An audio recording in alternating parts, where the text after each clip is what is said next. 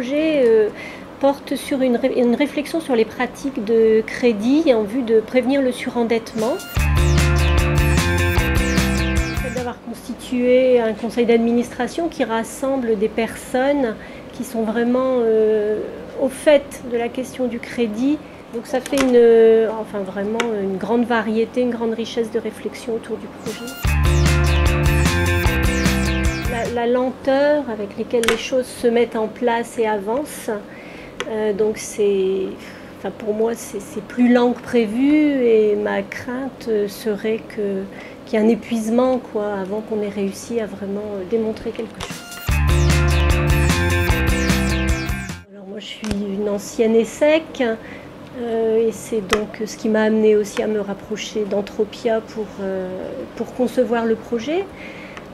J'ai travaillé de longues années dans un établissement de crédit à la consommation et j'ai toujours été sensible à la question du surendettement. Alors moi, ma plus grande difficulté, aussi surprise si on peut dire, c'est que j'étais convaincue en créant le service qu'on a créé que tous les emprunteurs et tous les emprunteurs en difficulté seraient ravis. Et donc ça nous a amené à avoir une démarche marketing un peu plus poussée pour réussir à atteindre nos bénéficiaires. De voir tous les jours qu'on arrive à faire un crédit différemment sur un public qui a priori serait refusé des établissements financiers car jugé trop risqué.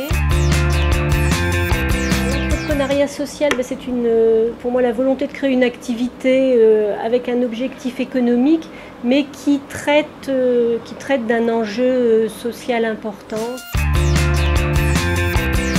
On aurait voulu un statut très novateur qu'on n'a pas trouvé parce qu'il n'existe pas juridiquement.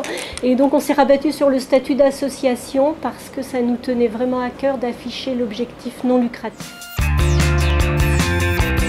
Alors, Entropia m'a vraiment poussé au bout de la réflexion. Donc ça m'a permis de rédiger un projet vraiment qui tienne la route et de bien aborder toutes les questions.